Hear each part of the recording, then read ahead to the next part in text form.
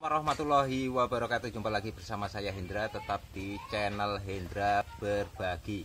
Masih tentang rongsok, cara menjual barang atau mencari pengepul. Sebelumnya saya ucapkan terima kasih buat sahabat semua yang tetap setia di channel ini. Bagi sahabat semua yang kebetulan memang baru bergabung, silahkan sahabat semua bisa bergabung di channel ini dengan cara menekan tombol subscribe. Itu di bawah video ini ada tulisan subscribe warna merah. Silahkan sahabat semua tekan tombol subscribe tersebut sehingga berubah warna menjadi warna hitam. Dengan begitu berarti sahabat semua sudah bergabung di channel ini, dan setiap saya akan mengupload video, maka secara otomatis nanti ada notifikasi ke sahabat semua. Jadi sahabat semua tidak ketinggalan informasi yang akan saya sampaikan. Nah, ini penampilannya agak beda. Kalau biasanya saya pakai topi, nah sekarang ini saya pakai helm. Nah, ini helm standarnya Tuhan. Jadi sahabatku, video ini saya khususkan bagi sahabat semua para pemula ya, pengepul pemula. Karena di komentar pada video saya sebelumnya itu banyak sahabat juga yang bertanya tentang, Mas, kalau mau jual barang ini kemana?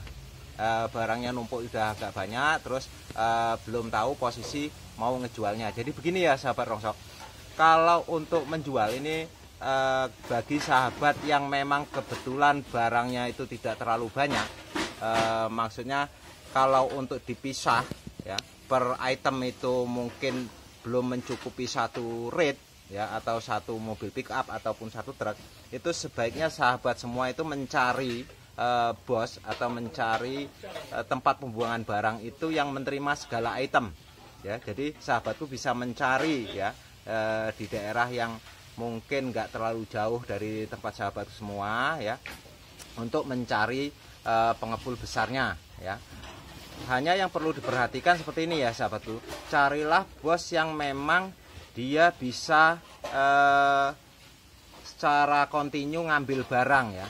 Kalau bisa usahakan yang bisa ngambil. Karena apa? Kalau misalkan barangnya itu diambil ya, otomatis di situ sahabatku akan ngirit di transportasi, akan ngirit di tenaga kerja, dan juga ngirit di waktu. Nah, juga yang juga perlu diperhatikan adalah carilah bos yang pembayarannya itu secara kontan. Karena ada beberapa pengepul ya, itu yang pembayarannya tunda, bahkan ada yang sampai numpuk 3-4 nota. Nah, kalau hal itu terjadi ya, itu otomatis akan menghambat perputaran keuangan sahabatku semua. Nah, bagi sahabatku yang kebetulan mungkin memiliki modal yang cukup lumayan atau barangnya cukup banyak ya, sahabatku itu lebih baik kalau menjual barang itu per item ya. Jadi ada pengepul-pengepul besar ya, itu yang menerima barang secara khusus. Jadi ada spesialisnya. Sebagai contoh misalkan untuk emberan ya, yang bermain spesialis emberan itu ada juga yang pet ya, bermain di spesialis pet. Terus kertas juga spesialis kertas, besi juga seperti itu. Terus untuk botol beling itu ada juga yang spesialis botol beling, termasuk beling pecahnya seperti itu. Ada juga yang spesialis logam. Karena kebanyakan, walaupun ini tidak selalu, kebanyakan kalau untuk spesialis itu biasanya harganya juga agak khusus ya. Dia harganya bisa sedikit lebih tinggi dibandingkan dengan pengepul yang menerima semua item. Hanya memang kalau sahabatku mau menjual barang per jenis ke spesialisnya masing-masing, itu memang sahabatku harus mempunyai barang yang cukup banyak. Jadi misalkan untuk pet itu kalau bisa ya satu rate. Kertas juga seperti itu, begitu juga logam dan lain sebagainya. Juga yang perlu dipersiapkan adalah modal. Otomatis kalau untuk masing-masing item itu satu rate, otomatis modalnya juga agak sedikit lebih besar dibandingkan dengan satu rate atau satu mobil itu terdiri dari beberapa macam item. Misalkan seperti pet, emberan, kertas, besi dan lain sebagainya, itu satu rate, itu modalnya relatif kecil.